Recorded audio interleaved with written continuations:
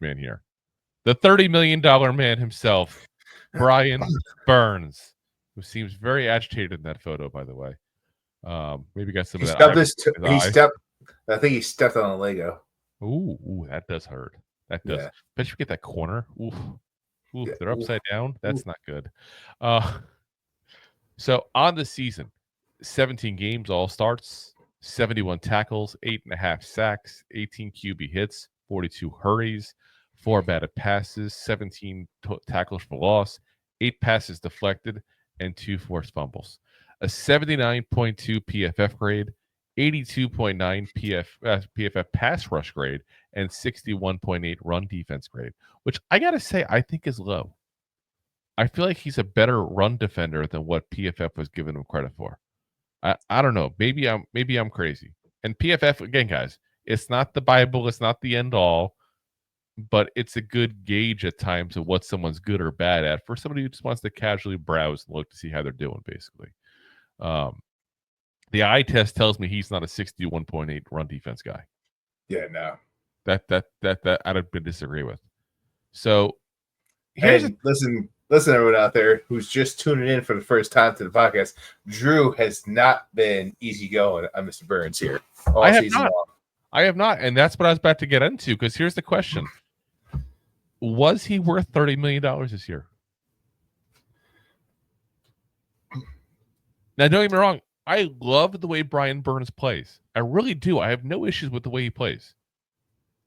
He's not a $30 million guy. That's the problem I still run into, is we're still paying a guy as if he's freaking, the second coming of J.J. Watt, and he's just not.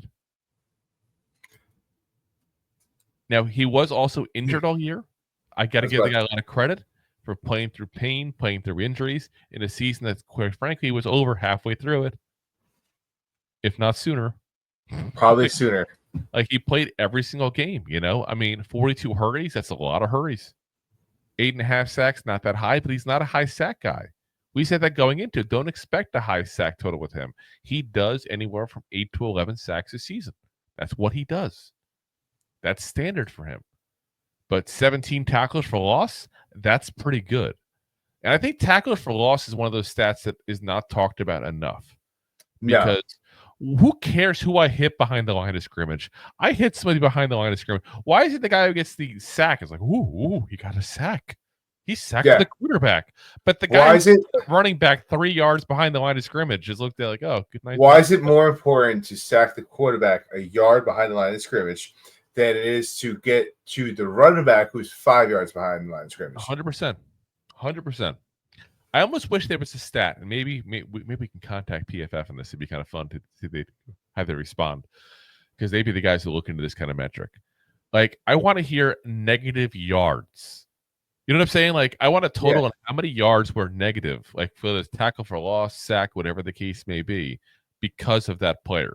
Because I guarantee you, with 17 tackles for loss and 8.5 sacks, he's probably not, very low on that. I'm very low on that list. There, he's probably in the top 10, top 15 tops. Yeah, but again, that's not a $30 million player. No, but it's still, like I said, he's still a very good player, and he's still a young player. Still actually has room for growth. He hasn't even hit his prime years technically for the year or two. People forget sometimes he's been in the league 5 years. He started the league when he was barely able to drink.